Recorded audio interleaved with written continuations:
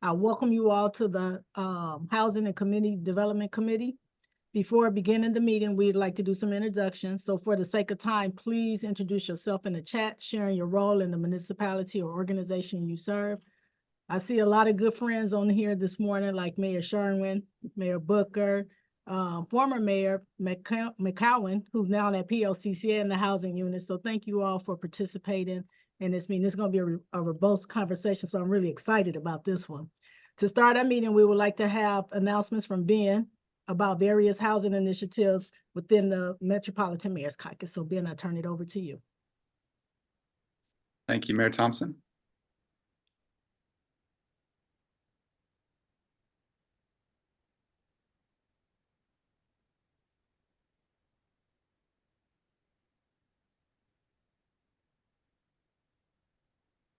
So we have three exciting updates for the committee this morning, which will be brief. First, it's good to see you all today. The first update that we have is about a guidebook that was created in partnership with AARP Illinois and the Universal Design Institute. And we're excited to share that this has been completed, and it was designed to help residents modify their homes to be more accessible and age-friendly. So on this project, we partnered with Richard Duncan of the Universal Design Institute. He is an architect and urban planner who's focused on this topic for decades. And we also worked with him to create a funding guide that shows households a pretty comprehensive list of funding resources available to them to make these home improvements. And we also released a training webinar this past week where Richard Duncan walks through both the design guidebook and the funding guide of resources. So I'll walk through at a high level what the design guidebook focuses on. Throughout the guidebook, you'll see diagrams and also explanations that can help residents go from not knowing where to start with this process to knowing how to communicate with contractors and knowing not only their options, but what options work best for them.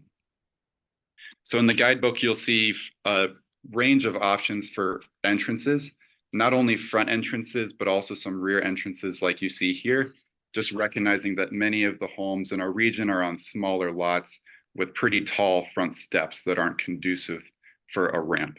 Mm-hmm. Now we do also show some, front entrance options, and you see on this slide that throughout the guidebook, Richard Duncan provided a cost estimate so that households can know at a high level what they could be expecting if they pursued that option.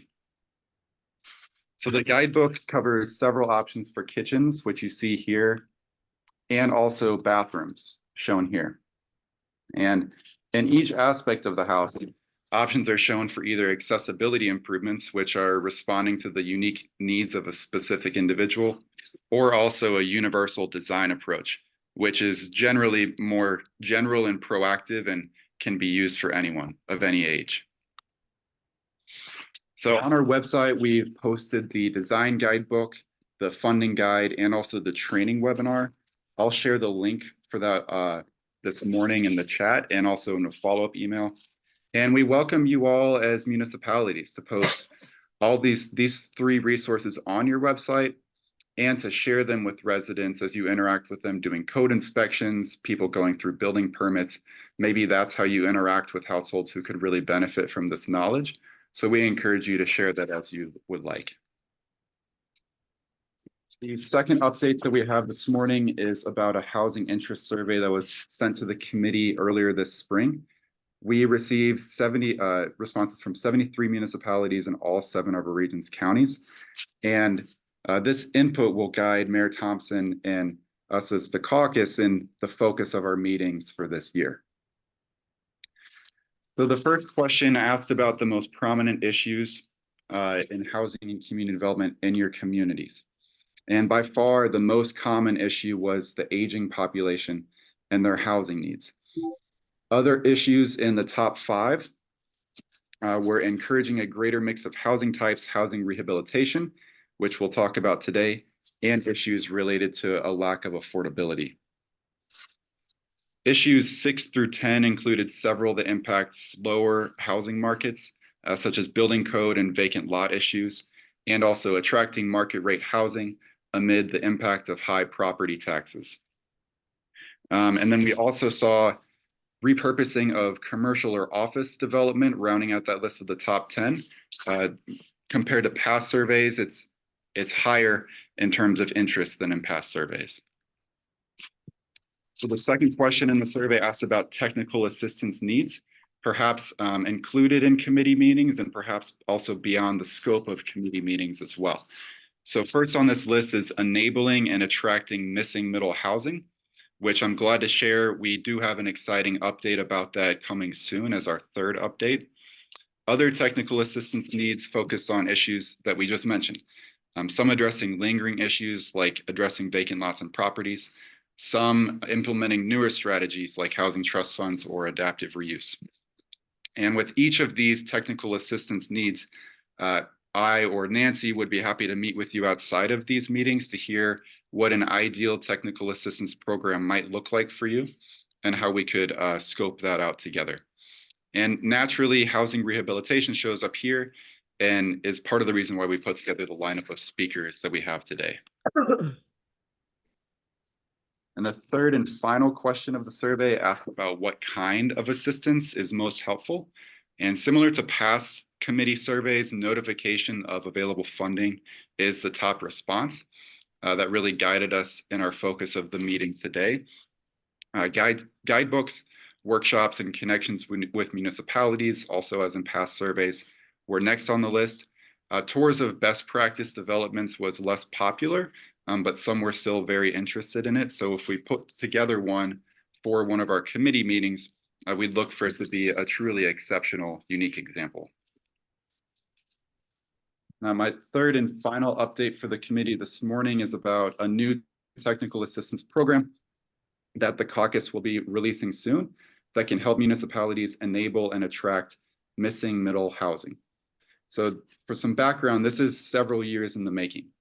After the committee first identified a need for this assistance back at the end of 2022, a working group was formed last year, and their input became the basis for our grant application. Now, some of our municipal leaders define missing middle housing as what you see on the screen. These housing types between single-family homes and mid-rise apartment buildings. As you all know, these homes are hard to develop, but can be very helpful for serving the growing needs of seniors who want to downsize, first-time home buyers, young individuals or couples who want to live in a walkable neighborhood, but without the cost and the maintenance of a larger single-family home. Now, I also want to note that some of our municipal leaders define missing middle housing by housing that serves middle-income households, who today are seeing fewer housing options in their price point compared to years past. Now, truthfully, a well-designed approach to missing middle housing should meet both of those needs, however you define it, and that's an approach we would be taking with this technical assistance. So we're excited to partner with Opticos Design. This is the planning firm that coined the term missing middle housing and brought it to national attention a decade ago. This will be a one-year project with several components.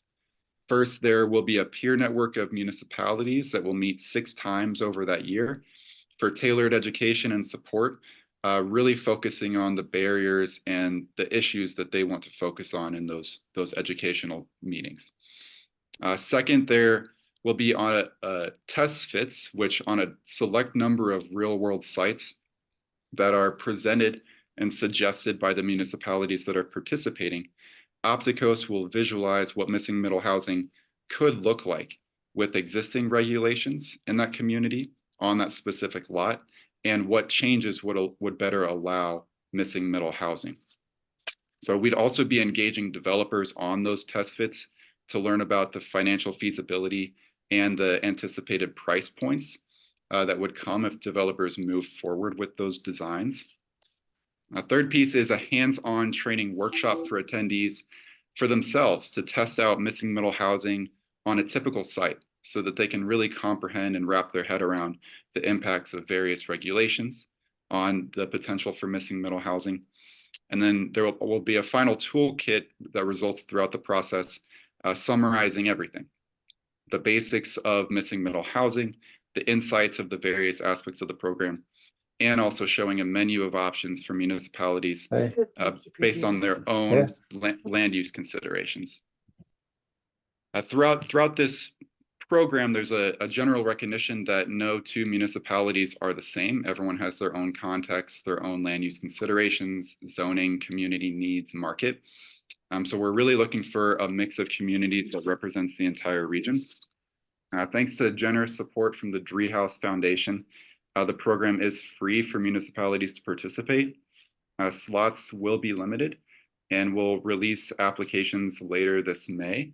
But we did want to let the committee know first, since this project was sparked here and truly wouldn't exist without you.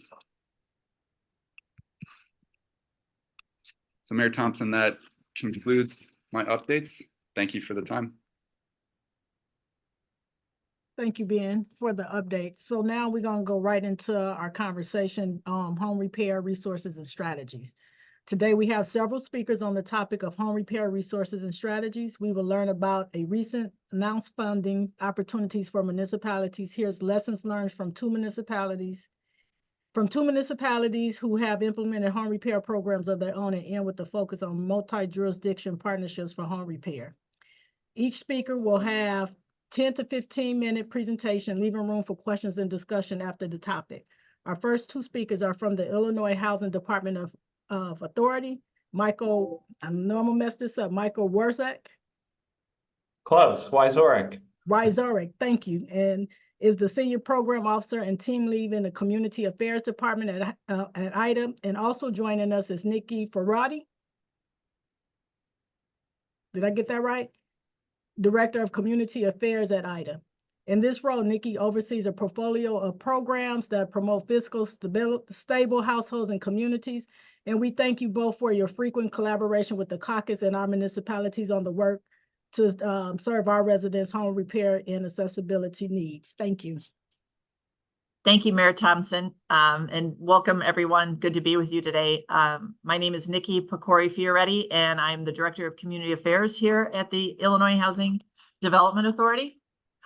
Briefly, I want to just say how grateful we are for our strong partnership with the Metropolitan Mayor's Caucus.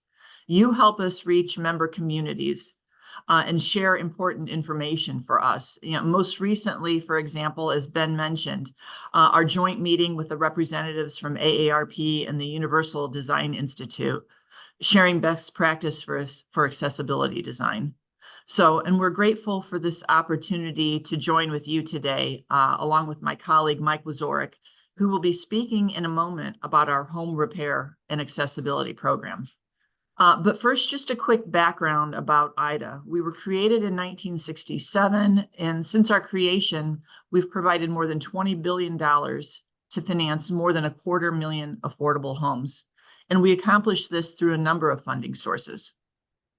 At IDA, we connect people with financing programs for their homes. You could say we're a bank with a public mission, right? And that mission is to finance the creation and preservation of affordable housing throughout the state. And the community affairs team at IDA plays a critical role in that mission by administering a portfolio of programs that really invest in households and their communities, which supports to build a strong middle class. And one of those programs is the Home Repair and Accessibility Program. Unfortunately, I'm gonna have to hop off a few minutes before 11 to get on another presentation, but Mike will be here for the full call, so we'll be covered to take any comments or questions. So without any further ado, I'll turn it over to Mike, and we'll give a good overview of our HRAP program. Good morning, Mike. Morning, Nikki. Thanks for teeing us up.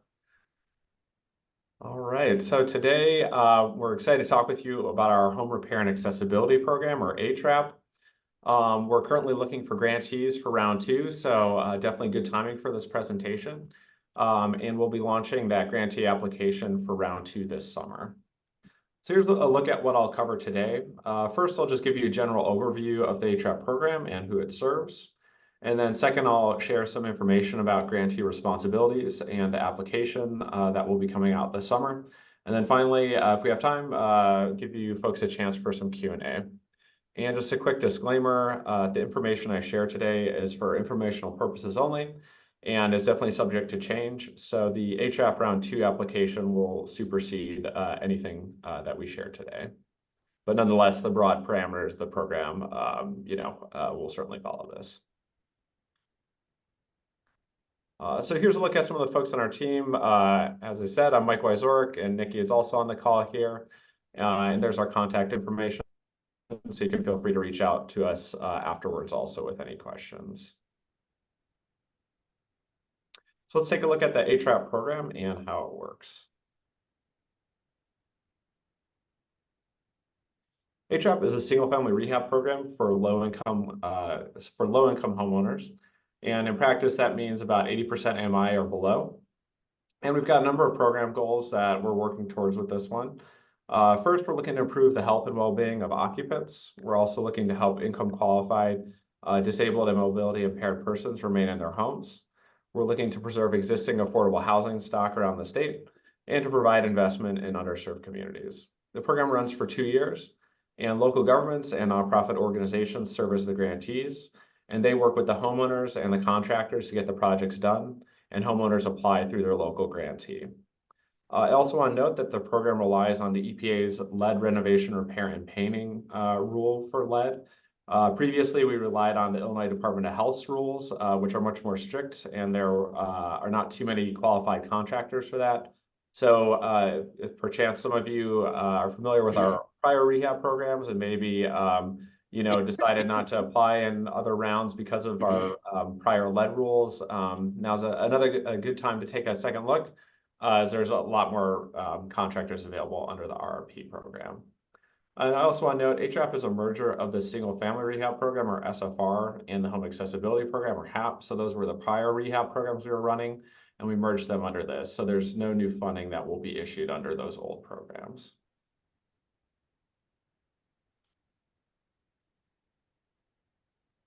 All right, so let's get a little more granular on what the funds can be used for. So as I said, HRAP assists low-income homeowners with needed repairs. And so in practice, that means anything health and safety related, energy efficiency, any accessibility improvements, and also just repairs that ensure the long-term viability of the residence. And grantees are expected to do an inspection of the home and address all significant health and safety issues that they find.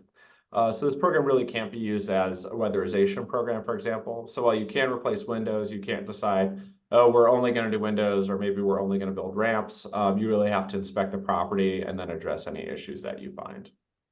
The program provides up to $45,000 in assistance per household to cover construction costs. And the assistance is provided to homeowners in the form of a 3 or 5 year forgivable loan. And so there's no monthly payments on that loan, and it's forgiven on a monthly basis over the course of the loan term. So if the homeowner stays in their home for that full loan term, they don't have to pay anything.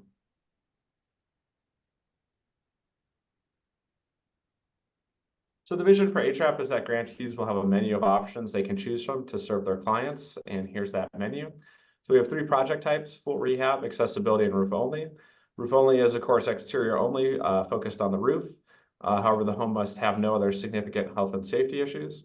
And then for full rehab and accessibility, really the only difference there is that for accessibility, about 30% of construction costs must be utilized for accessibility improvements. And the accessibility, the main reason we have that is just to keep track of the accessibility side of the program so we can see how many of those households we're serving. Because when we did the merger, we wanted to ensure that we were still serving that population. And just a quick look at client eligibility. So as I said, program participants must be household incomes that do not exceed 80% AMI. And there is a preference for the households that are at or below 50% AMI. For full rehab and roof-only projects, it needs to be an existing single-family residence that's the owner's sole residence. For accessibility projects, we do allow some renter-occupied units, and the owner or a resident must be disabled or mobility impaired. All right, so that's the background on how the program works, and now we'll take a quick look at the grantee responsibilities and the upcoming grantee application.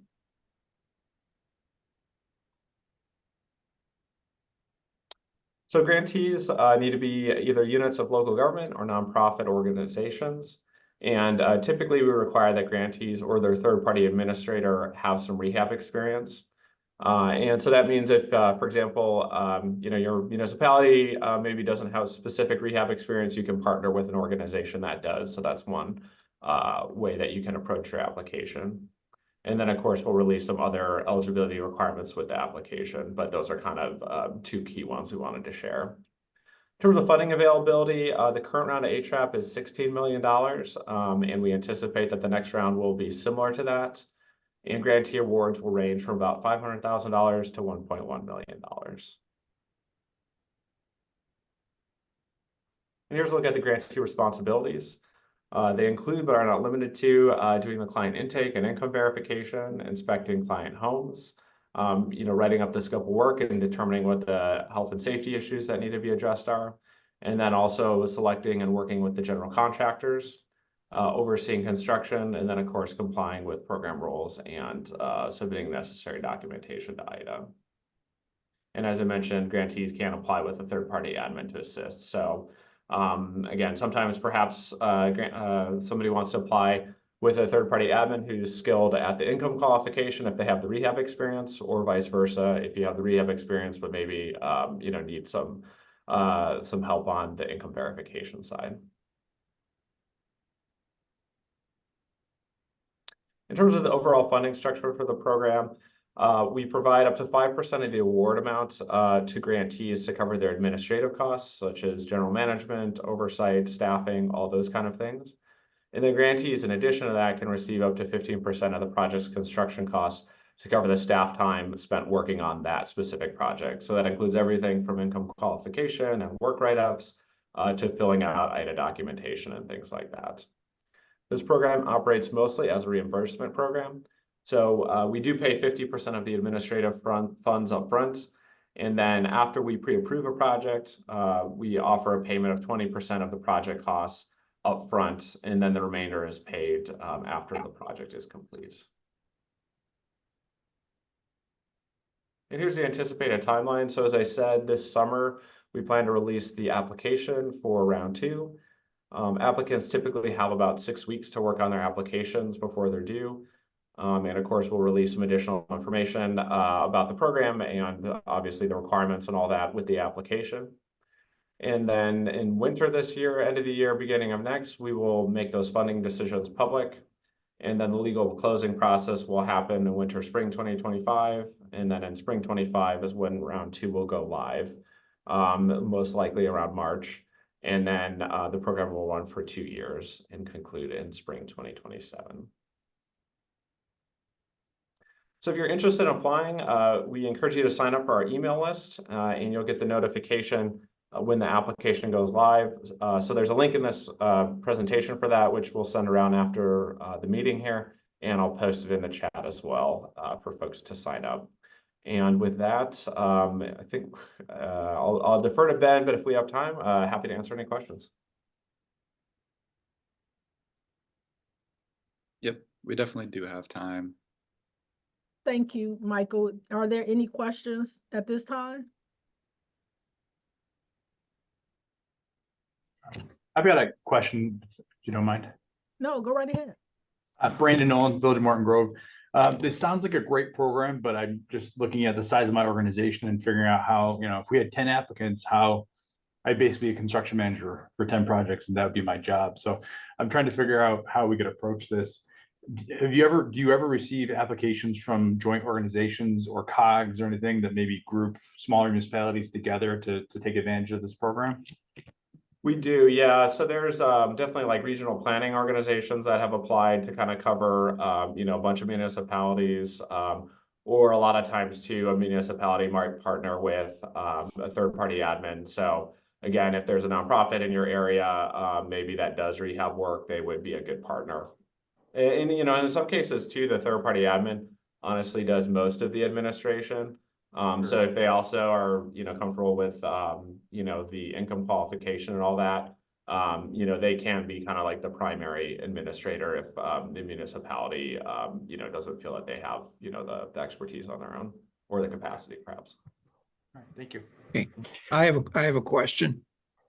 Do you have a list of third-party administrators? I mean, we might be able to do the rehab side on our own, but all this income qualification stuff is probably beyond our scope. We don't have a list. So really any, you know, a nonprofit organization that has that experience. We do also, there are a few consulting firms I know that have also served as third-party admins, although they can't serve as, you know, the primary grantee. But yeah, so I best advice I could give you on that is just kind of, yeah, talking to your network. Yeah, but there's not an approved list. You can certainly work with whomever you think it would make sense for you to work with. Okay. I do have a question. Mayor Booker from Village of Maywood. So I'm trying to understand, it's 20% of the project will be paid up front, and then the rest will be paid for by IDA when the project's complete, or as it's actively going with the timeline of completion. Like, how does that work? Yeah, so there's an option for us to pay 20% when the project is pre-approved, so that's before construction. And then yeah, we would pay the remaining 80% after the project is complete.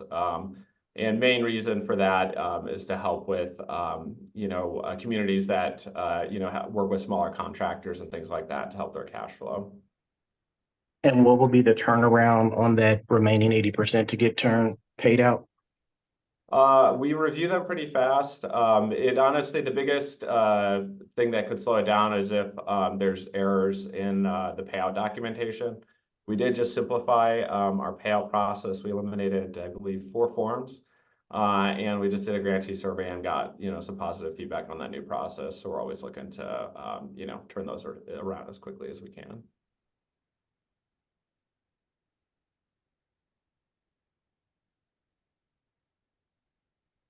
No, these are great questions and we appreciate them. And I've got to say, I'm really proud of Mike and our team here. We've tried to be really good partners in listening to our grantees and do things to really streamline and make this an efficient program and get the dollars out pretty quickly. So thank you for those questions. Question regarding the third-party intake organization that you spoke about, third party, I mean, of not-for-profit, that sort of thing. How are they paid? Is it paid through the municipality, who are the grantee, or? Yeah, so we will always cut the check to the grantee, and then the grantee is responsible for passing it along to the third-party admin.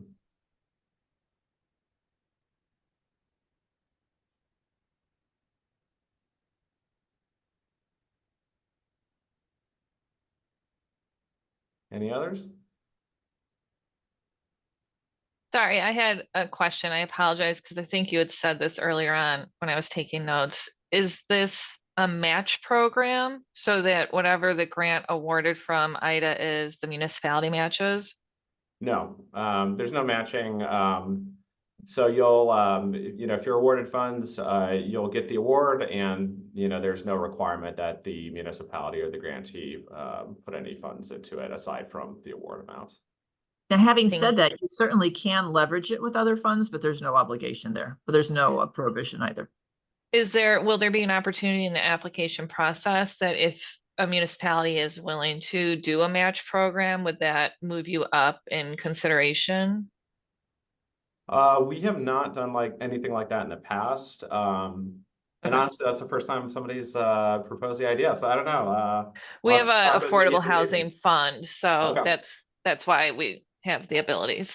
Okay. I think though that if you do, that might trickle up in the score, right? Because it's going to be very competitive. This last round was over 2-to-1 oversubscribed, and we assume, you know, similarly going forward. So, you know, part of the scoring is around capacity and ability to transact, right? So I imagine if you do have another program, that probably is going to demonstrate, there's probably going to be directly or indirectly a way that that wouldn't hurt the score, but I don't think it will, you know, penalize anyone who doesn't have match funds. Thank you. I know you don't have a list of third-party administrators or consultants, but Ben, is that something that you could assist in compiling? Because I think that, you know, trying to hunt somebody down is going to be difficult for some municipalities, I think. Yeah, that's a great question, Scott. So in terms of third-party administrators, Nikki or Michael, correct me if I'm misunderstanding, but IDA posted all of the recipients of HRAP in this past cycle. So I can share that link in the chat here, and it Oh, I will just show. did, yeah. Yeah. Yeah, but I was actually thinking the same thing as we were talking here. Yeah. We just shared the link for our website. If you go to HRAP round 1, the full list of grantees is posted there. So some of them, are definitely nonprofits. So it's certainly a potential list of third-party admins, and all ones that have experience with the program. But again, there's no approved list. You're free to work with whoever you think would help benefit your application. Great, thank you. I have got another question, Jeff Sherwin here. So I was thinking we could hire the township as our intake person because they already do general assistance, so they're familiar with all this income stuff. Would that work? Yeah, yep, that could definitely work. Okay.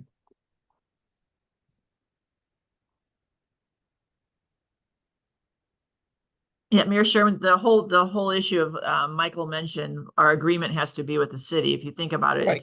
it's the city that's applying through the RFA process, Right. and it's part of that scoring process and the decision making of who's funded and who's not. So our funding agreement that we work on with our legal department that gets executed has to be with the municipality. But then you have Right, your we would just hire the township as a subcontractor to the city. Absolutely.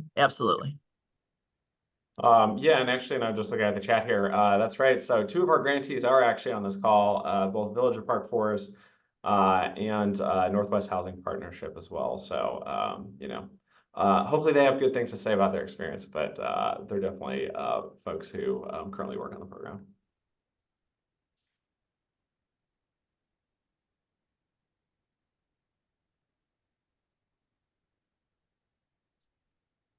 Any other questions? And I do want to just end by saying, housing's in our name, housing's in this program, but I really, and Nancy's heard me say this ad nauseum, I really encourage you to think of the programs like this that we offer as they're really economic development tools for your community.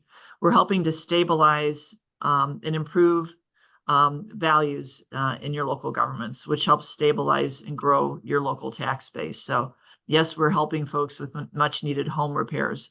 But these are really economic development tools intended to help your community at large. Thanks, everyone.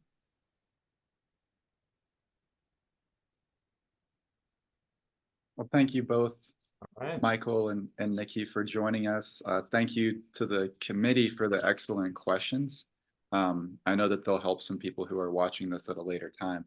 And Michael and Nikki, can you please, before you go, remind me of next steps and sort of the timeline here this summer? Sure.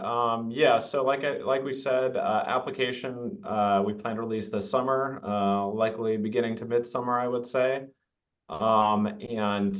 Best thing to do at this point, if you're interested, is to go ahead and sign up for our mailing list on that link I put in the chat there. And then you'll be included when we send out the email blast letting folks know that the application is available.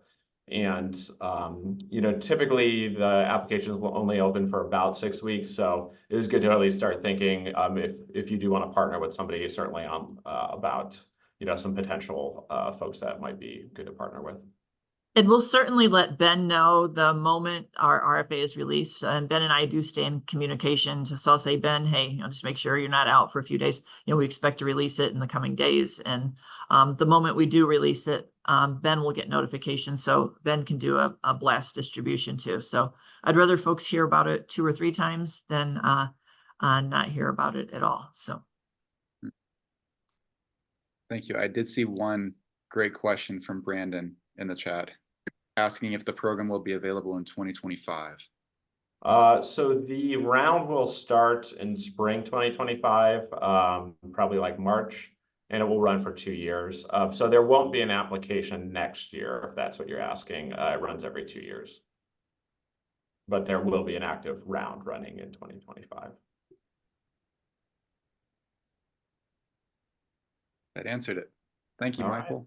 Great. Well, Ben, thanks for having us. And Thanks for the questions, everybody. And yeah, hope to see a lot of applications from this group. Thank you.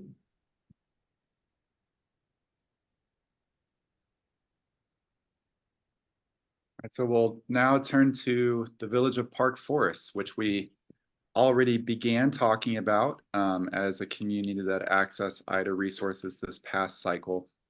And they also have some pretty innovative partnerships beyond that as well. So we're happy to be joined by Andrew Brown this morning. Andrew is the Assistant Director of Economic Development and Planning for the Village of Park Forest.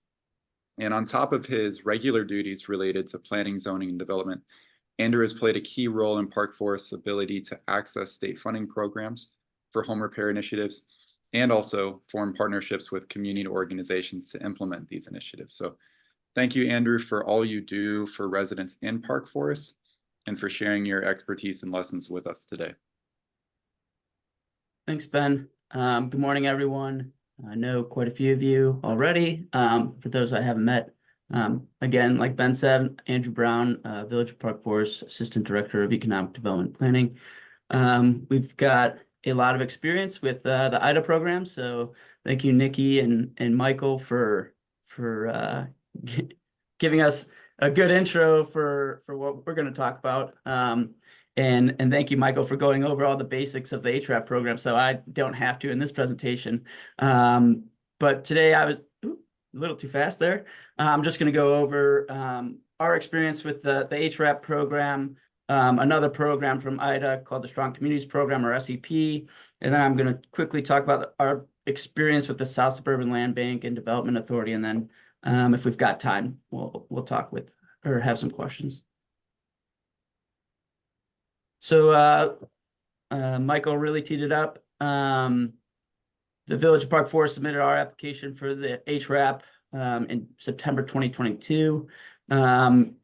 He said there's 6 weeks from the NOFO to or NFA to getting the application in. You will use all 6 weeks, and definitely don't plan a vacation right in the middle of that because you will be calling people from Canada. So we did get ours in, though. We were successful, and we're really fortunate to be able to carry out a $400,000 award from IDA, and we were awarded that in December 2022. I think we ended up closing around March or April of 2023. So we've had full year with the HRAP, and as it goes with the application, like I said, start early. If you can get some of this done, or if you have submitted applications to grant programs in housing before, maybe look at those, see how you can update that information, get all that ready for this summer, so you've got plenty of time and you know who to reach out to for letters of support and building your workbooks and stuff like that. And lastly, just to point out, our application mostly focused on roof repairs and roof replacements. However, as Michael stated, once you do that initial assessment of everyone's property, you do have to take care of life, health, safety issues. So there is always the chance that it could be bumped up to the full rehab at $45,000. This is really quick to look at. IDA did a great job putting this flow chart together. And I only bring this up because I'm going to talk about how we're administering the program at the village. There's a lot of steps to this process. They're all mapped out for you, which is really helpful. But this helped us understand where our workflows would be and who we might need on the program to administer it from the village's side of things. And as you can see on the bottom, the green line is the period of grantee involvement, which is the Village of Park Forest involvement. So you're involved the entire time. And really, IDA is also there for you the entire time as well. So, it might look a little daunting, but they provide a great overview of the program when you start. And they're there for you every step of the way as you get into it. So, for our administration, I oversee two colleagues. One's the HRAP administrator, doing all of our eligibility checks as far as income goes, title checks, and environmental checks when it comes to SHPO,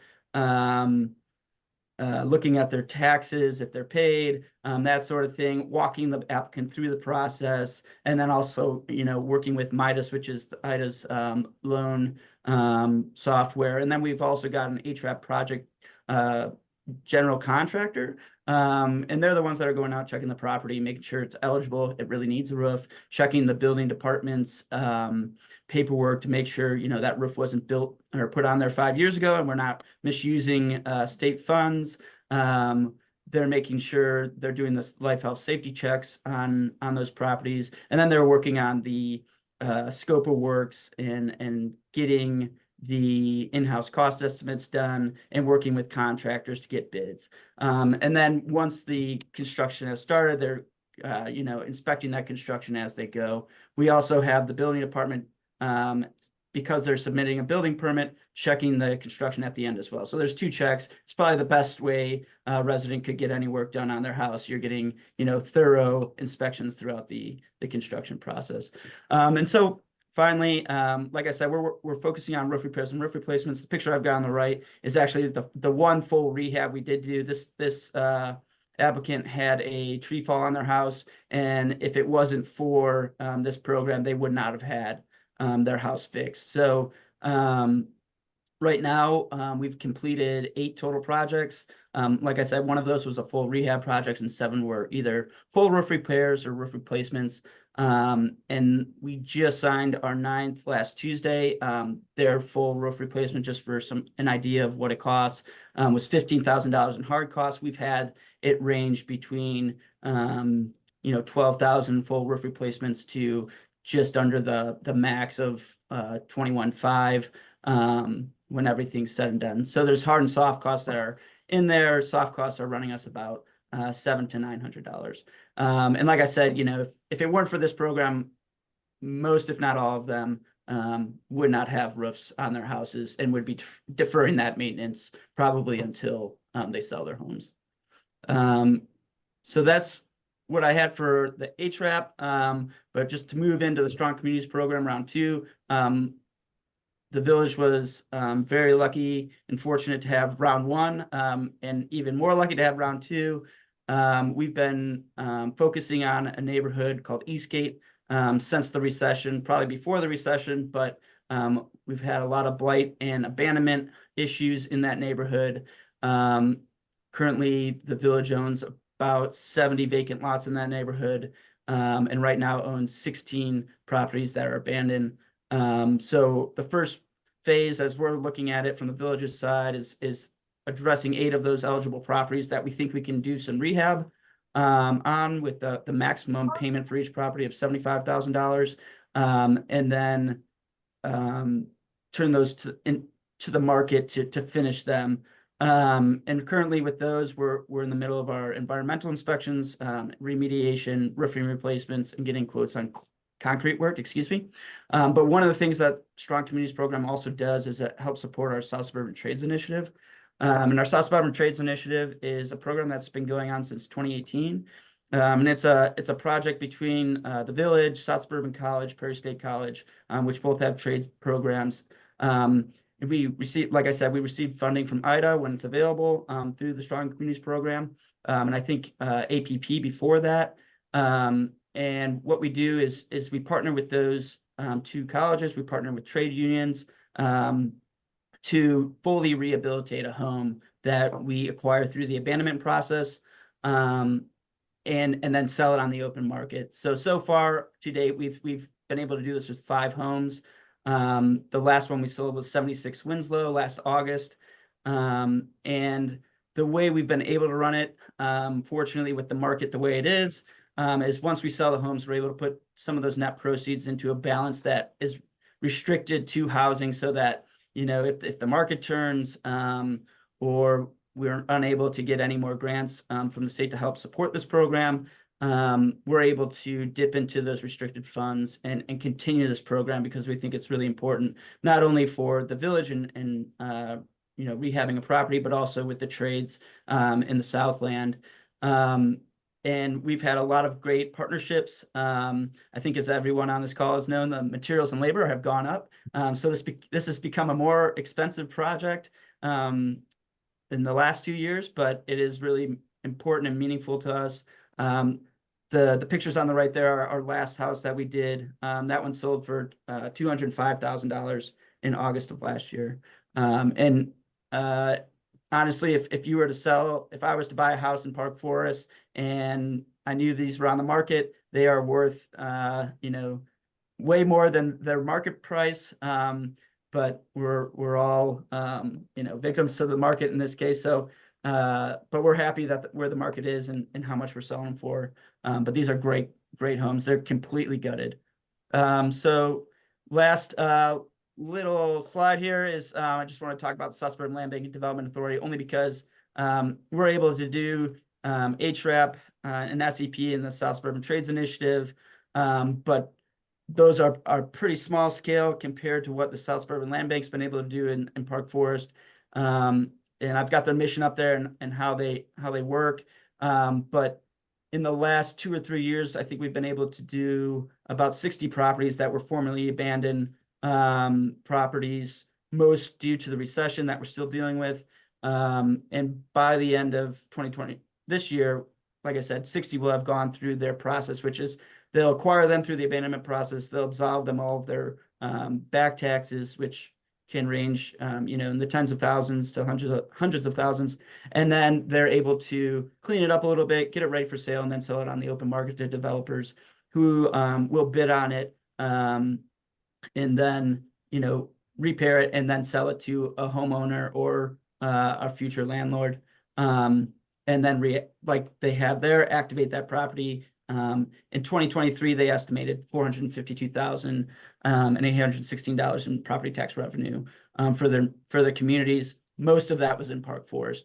So we're really happy to work with them. We work with them much differently. If everyone's familiar with the Cook County Land Bank, we have an intergovernmental agreement with the South Suburban Land Bank that allows them to come into the village and do the acquisition, absolution, and activation. And we've been really happy with our partnership with them. And we work with them as much as we can because they are, just a multiplier for the things we can do as a village that they have, really specialized their processes for. So I just want to plug that. If it weren't for them, we would be doing that job. And I think some other participants on the call noted, we just don't have capacity or staff for that.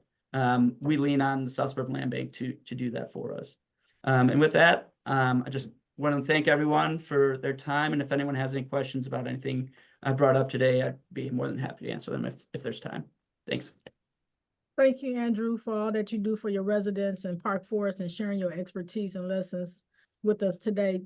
Are there any questions for Andrew?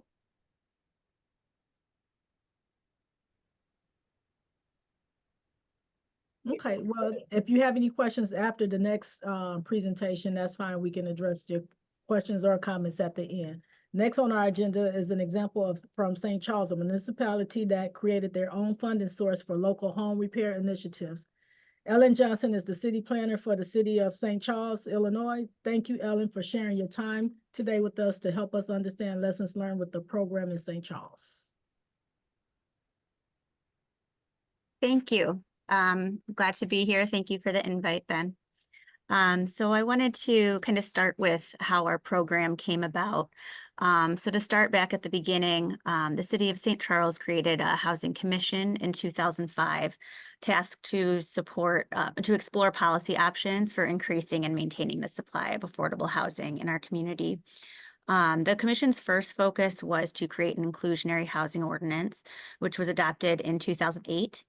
As part of that, the Housing Trust Fund was created as well for the fee in lieu funds collected as a result of the IHO. The purpose of the trust fund, that's a dedicated funding source to support affordable housing needs for income eligible households in our community. So once the IHO and the trust fund were created, the Housing Commission's next focus was to look at uses of the trust fund. And the first program that was created was the home rehab program in 2010. The Housing Commission's interest in creating this program was twofold. One was that the city aimed to preserve and maintain the city's affordable housing stock, and then the other was also an interest in using the trust fund to support existing homeowners. So at that time, Kane County had already established a home rehab program. The county's program area included St. Charles, so St. Charles homeowners were already eligible for county funding. The county's program was capped at $20,000 per project. And through conversations between the city and the county, it was identified that sometimes in certain situations, additional funds are needed for projects. So the city decided to fill this gap by piggybacking with the county's program. So an additional $10,000 from the city would be made available for projects in St. Charles that need more than $20,000 in repairs. So in this way, this kind of piggyback system, we weren't reinventing the wheel. Obviously, we have limited staff capacity, so it was beneficial from the city's point of view from an administrative standpoint as well. So the program, as I said, began in 2010 and it's still going.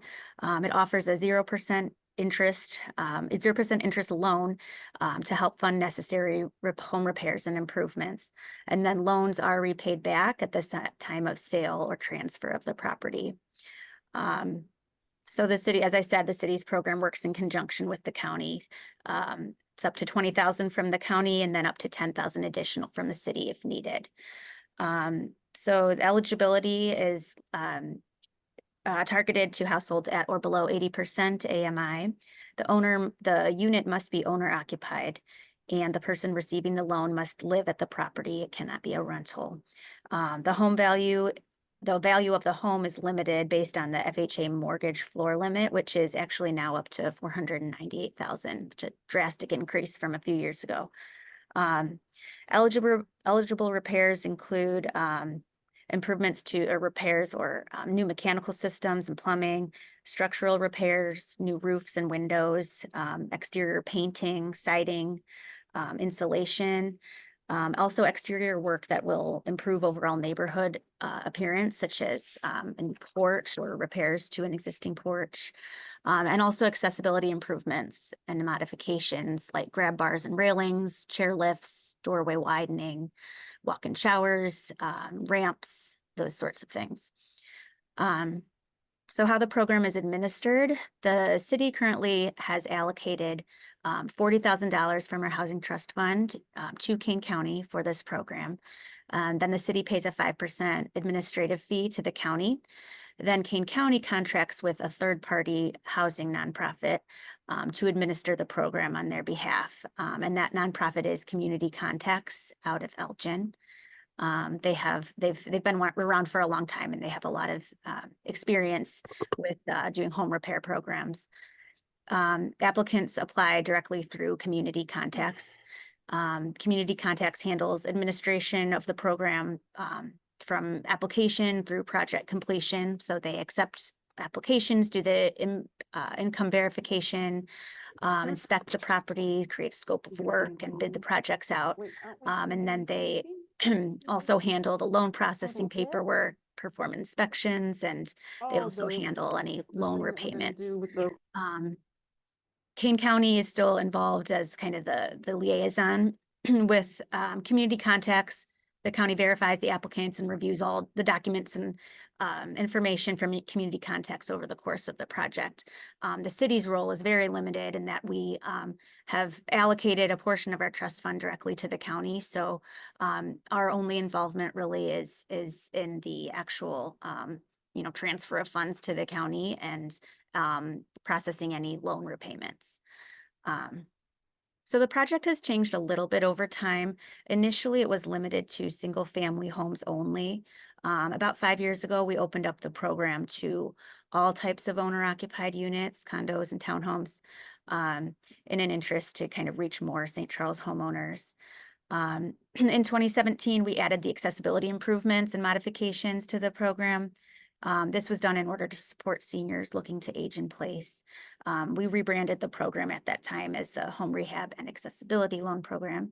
And we did some outreach on that. We included a flyer in the utility bills that were mailed out in an attempt to reach more seniors as opposed to all promotion being online.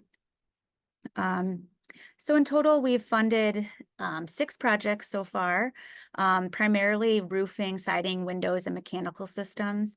Obviously, the program that's very limited usage and less than we have hoped for. One of the reasons for this limited usage goes back to the fact that our program piggybacks on the counties. So St. Charles homeowners are already eligible for up to $20,000 from Kane County. So there have been some loans to St. Charles homeowners for projects that didn't exceed this cost. So in cases where additional funds from the city were not needed. Another reason for the low usage of the program is the eligibility requirements. Homeowners must be at or below 80% AMI. St. Charles is a somewhat of an affluent community, so we have higher than average home values. So that means there are a limited pool of potential applicants. And then the final reason for the low program usage I wanted to highlight is administrative capacity. So as I said, the program is administered by Community Contacts, which is a small nonprofit organization. So kind of their staffing levels and contractor availability limits the number of projects that they're able to complete in a given year. And there's a significant waiting list. So we do plan to continue to offer our home rehab program. However, we do recognize that with the constraints of the program, we'll continue to see relatively few projects. Our Housing Commission has discussed the possibility of loosening eligibility requirements in the hopes of qualifying more homeowners. If we do go this route, we would have to break apart from the county though, because our eligibility requirements are tied to the counties, which are tied to as a result of federal funding. So, and also with the capacity issues of Community Contacts, breaking apart from the county's program might not actually result in more projects and would create administrative challenges for the city. So I also wanted to note, so our current allocation, as I said, for this program is $40,000, and that's just a fraction of our housing trust fund. The city has decided to focus use of our trust fund more towards supporting creation of new affordable housing. Again, in this regard, the city has partnered with Kane County. So a few years ago, the Kane County created its Affordable Housing Fund to provide gap financing for affordable housing developments throughout the county. The city has contributed a significant portion of our trust fund to this county fund to be made available to developers looking to do projects in St. Charles. And it's our goal that through this program, our trust fund will be put to good use by enabling creation of more affordable housing. So regarding advice for other municipalities considering a home rehab program, I think in terms of getting a home rehab program supported by your community, it's important to have a housing commission tasked with advising the city council on affordable housing related issues. Support can be fostered through that advisory relationship. It's also helpful for those commissioners appointed to have backgrounds related to housing and connections to local organizations because they bring really valuable expertise to the commission and also lend additional credibility as well. Also, having a funding source identified for the program is necessary. This could be through a housing trust fund funded by fee in lieu payments, like for St. Charles. If you don't have an inclusionary housing ordinance, a trust fund could still be created and funded through other means like tear down fees. And let's see.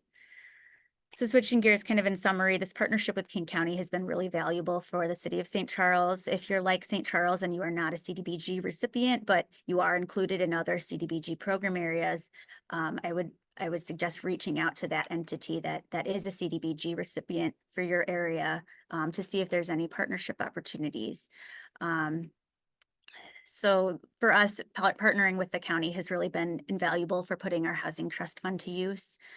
Their Office of Community Reinvestment has a whole staff with housing expertise, and not having to start from scratch on these programs and having limited staff has been key for us. Having that relationship with the county has also been beneficial in terms of having knowledgeable individuals to turn to for advice and input on housing matters as well. So that's all I wanted to cover. Thank you for your time. And I'd be happy to take any questions as well. Thank you, Ellen. Do we have any questions for Ellen? I have a question for Ellen. Does the county use CDBG money for either of these programs? Yes, they do. Good to know. Thank you. Yes, and they might have other funding sources as well. I can find that out. Great. Thank you. Do we have any other questions? Well, if something come up before we end our meeting, we can always circle back if you stand on the line with us, Ellen. Mhm. Thank you. Thank you. Okay, now we're at Northwest Housing Partnership.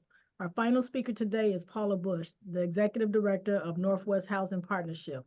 Paula is an alum of Northwestern Keller School of Management, is a HUD certified housing counselor, and received her executive certification in home modification. Paula has a unique view of perspective of what makes multi-jurisdictional approach to home repair work. We've heard interest in this approach in the past committee meetings, since not every municipality has the capacity to administer a program on their own, and there's strength in us working together. Thank you, Paula, for joining us today to discuss your organization and how it might replicate in other parts of our region. Paula? Thank you, Mayor, and thank you, Ben, for inviting me to speak today. As you mentioned, Northwest Housing Partnership, we administer several different housing programs. We are the administrator of the CDBG home rehab program for the village of Schaumburg, the village of Hoffman Estates, the city of Des Plaines, newly acquired the village of Skokie, and newly acquired the village of Streamwood, as well as we also administered the IDA home rehab and accessibility program. And we also administer IDA's COVID-related critical repair program. So Northwest Housing Partnership administers various programs, as my colleague Ellen and Andrew spoke of. So I won't go into details because it's pretty similar how we administer those programs for several municipalities. But specifically, I'd like to talk about, Ben asked me in regards to how municipalities can create an agent in place program. So Northwest Housing Partnership partnered with several municipalities in 2017. And I believe, Nancy, you were part of that, where they created a handyman program. And since Northwest Housing Partnership has experience in home rehab, we were asked to come on board and administer the handyman program. And that program started with one municipality, and it grew to the Northwest Housing Collaborative, where Arlington Heights, Buffalo Grove, Mount Prospect, Rolling Meadows, and several other townships got together, and we started administering that program. That program has become very successful for Northwest Housing Partnership, where other communities decided to replicate that program. The village of Schaumburg currently has a handyman program, as well as the village of Oak Park and River Forest asked Northwest Housing Partnership to administer their handyman program. Outside of working with the handyman program, the program expanded to include the services of an occupational therapist and a nurse. Northwest Housing Partnership was approached by Johns Hopkins University, and we were trained, and we began administering the Capable Project. And it's a very comprehensive program, like I mentioned, where we put the services of the handyman, the occupational therapist, and a nurse to do small repairs to the home. If we go into the home and we see that the senior needs extensive repair work, we would then move that client over to one of our housing CDBG programs, depending on what town they live in, or one of IDA programs that we currently administer. HUD took notice of the Capable Project and put out a NOFA for a program that is very similar to our Capable program, whereas we have the services of an occupational therapist and a nurse as well. And Northwest Housing Partnership, again, was able to pioneer with this program, and we were the only nonprofit in the last round to be awarded the funding for this program. The programs that we service, like our handyman program, where we only send out a handyman program, it's not a very expensive program for Northwest Housing Partnership to administer, and I encourage other municipalities, if they're looking to create a program, it's a very much needed program. We do get calls from other towns and from seniors that ask, why are we doing the program in that town? But it is a very successful and a much needed program where Northwest Housing Partnership has streamlined for the senior to be able to use the program. We let the senior know the name of their handyman. We vet the handyman, and they must be able to pass a background check, and the handyman will address who he is when he reaches the client home. Some clients who have a very high income, the service for them to charge is only $40. The handyman has 2 hours to be in the client's home. If the handyman is in the client's home for 1 hour, it may be $40, depending on the income tier of the senior. If the senior is of lower income, the fee may be $30. And if they are extremely low income, the service is free for that senior to utilize the program. We're able to offset the cost of the program. We receive some funding from Age Options, as well as one municipality is able to provide some money for us to operate the program. Our funding went away with the Northwest Housing Collaborative, but we believed in the program so much that Northwest Housing Partnership continued to operate the handyman program for the Northwest suburbs, as well as Oak Park and River Forest. And also piggyback off what they mentioned with Ida as well, Northwest Housing Partnership administer these programs in many of the towns that is on this call today. And I think some of our barrier has been our information is not getting into the right people who can also help us promote the program. For our IDA program, Northwest Housing Partnership covers suburban Cook County, as well as Kane County and DuPage County. So I would like to be able to assist more homeowners in those towns, but as we provide information out, I don't know if it's really getting to the right people to let them know that Northwest Housing Partnership can assist some of those homeowners with our IDA funds, as well as for our older adult home modification program with the nurse and occupational therapist.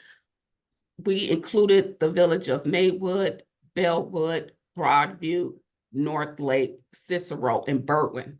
So Northwest Housing Partnership pays for all the services for the senior in that program as well. So I would like for more people in those communities to be able to take advantage of our services and for the program. We do not ask for the seniors' insurance information. We don't ask for the seniors to provide any payment for the program. If they're eligible specifically for that program, all of the services for the handyman, the occupational therapist, and the nurse is free. For that program, the senior will have up to 13 visits with the occupational therapist, and they have 1 visit with the nurse. The nurse is not to prescribe medication, but she is there to talk about pain management, offer maybe some low impact exercises, as well as suggestions to me if that client needs some adaptive equipment. Do they need a shoehorn to put on their shoes easier? Do they need a grabber to grab items out of the cabinet? So there's a plethora of things that we're able to purchase for a senior who might be interested in participating in that program, as well as some items we're able to pay for that some insurance companies deny. So as I mentioned before, I will ask many of the people on this call today, if you wanted to reach out to me or to Ben, I can let you know which program that I have that's available to the clients in your town. Or if you're interested, Northwest Housing Partnership also provides technical assistance to several towns on how to create their own handyman program or administration on home repair programs as well.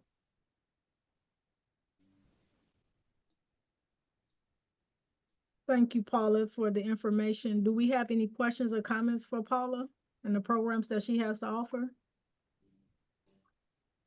If I can add just something, because this program did start many years ago when we had that Northwest partnership of 5 communities. And now as we continue to do our housing work around the region through the Homes Project, we find it really, one of the biggest issues is how do seniors stay in their homes and making sure they stay in their homes healthfully and safely, because that's a huge issue. And then the added having the Capable program, which actually started also with that collaborative, came about because they found hospitals, when they would release people, seniors particularly, from their care from the hospital stay, they would find that when they went back to the home, it's great to have the housing and the occupational services, but also it was really great to have somebody be able to go home with them and look at the home from the eyes of safety.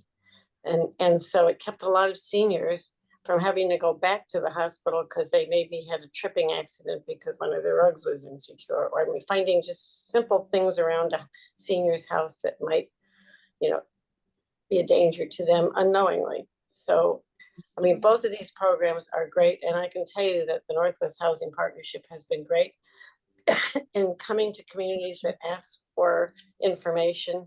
They've always been more helpful. So I thank you for all that you do, Paul. I think it's a great program that's continuing. Thank you very much. Thank you. And also, like I mentioned, we're administrators of IDA's program, and that process has been streamlined in payment. And again, I do encourage any municipality to respond to the NOFA, as well as Northwest Housing Partnership does administer the program for IDA in several counties. We just don't get awarded enough money to help everyone. Right. But it is a great program, and both programs that Northwest Housing Partnership is able to provide. But again, I would like to be able to get the word out that we are available and accessible to help more people in Kane County, as well as in DuPage County and suburban Cook County with our programs. Even if the senior is immobile, myself or staff, we even visits the homeowners to their home if they're not able to come to our office in Schaumburg. So we really do try to make it accessible for people to utilize our programs. That's awesome. Thank you. Are there any other questions or comments for Paula? Okay, as we close, I would like to thank Ben and Nancy that assist me by doing a lot of the heavy lifting. So thank you so much. We truly appreciate your service to our communities. Ben will remind us of our next meeting of the Housing and Community Development Committee meeting. Are there any final thoughts, questions, or comments before we turn it over to Ben? Okay, Ben, you have the floor. Thank you, Mayor Thompson. So thank you, Paula, Ellen, Andrew, and Michael and Nikki as well for joining us today. And thank you all for joining us. We hope that the conversation continues. I shared contact information in the chat for each of our speakers. As Nancy said, I would really encourage you to reach out to any of our speakers because what they're doing could be replicated in other parts of the region. So our next committee meeting will be in August, 3 months from now, the third Thursday in August. That's what we're aiming for every 3 months, third Thursday at 10 a.m. So we're avoiding the busy summer with everyone's travel schedules, and also looking forward to that date to focus on one of the interests from the survey. So I'll send out that hold to the group. Thank you all. And as always, feel free to reach out to Nancy or I with any questions that you have related to housing. So thank you and have a good day. Thank you. Have a good day and have a good summer, everyone. Thank you.